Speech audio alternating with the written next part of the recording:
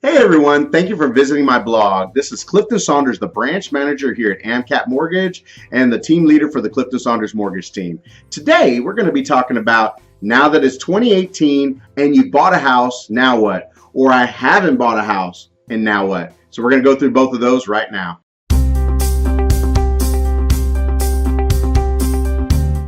All right, so now you purchased a house in 2017. Now what? There's three things that I really want you to consider doing over this next coming month to help you save money over the lifetime of owning your house.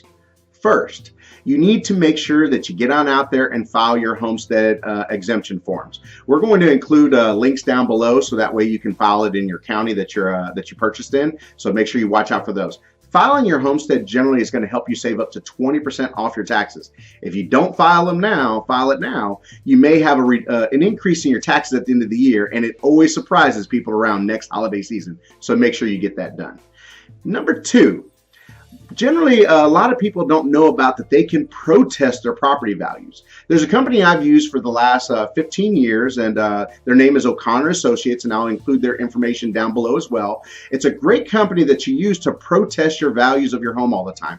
But don't worry, most people think protesting their values of their home will keep their value of their house down and they won't be able to sell it for more in the future. It's not the case. It just keeps the government from raising your values higher where you end up having to pay more taxes. If you can get them to value your house at $1, you pay very little tax, and it's a really good thing to keep your monthly payments down on your house. So definitely check them out, and they're completely free to apply, and they only charge you 50% of what they save you. So if they get your taxes reduced zero, you owe them 50% of zero. If they get your taxes reduced by $600, you only owe them $300. So it's a very good benefit.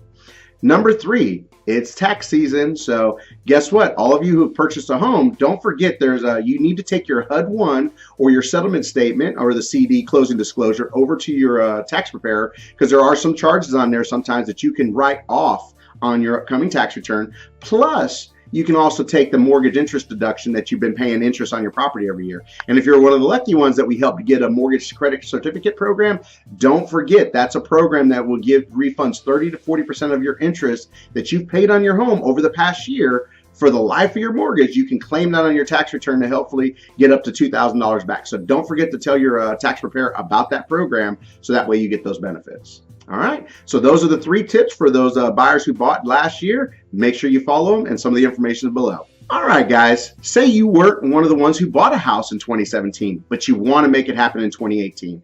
With the current environment, with prices rising, interest rates rising, it is no longer feasible to rent. You're just throwing away your money. So in order to get qualified, I always talk about there's three simple things that you need to do. And we always say it's CIA, credit, income, and assets. That's all it takes to get qualified for your new mortgage. It's not background checks or anything else like that people think lenders do. It's just a real quick, simple credit check.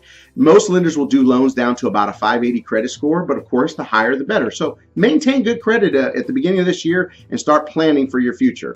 Income, you have to have verifiable income, whether it's a full-time job. If you're self-employed, make sure you're claiming your money on your tax returns. You can use child support. You can use a Social Security income. All those routes to have verifiable income in order for you to buy a house. And last but not least is assets. We talk about. That's going to range in various. We've got different loan programs out there where you can get in as low as 0% down, but most buyers will need about 3.5% out of pocket, which isn't that much. Which is sometimes even just as cheap as putting your first month's deposit and first month's rent down on a rental. That's enough generally sometimes in order to cover your down payment into a new house.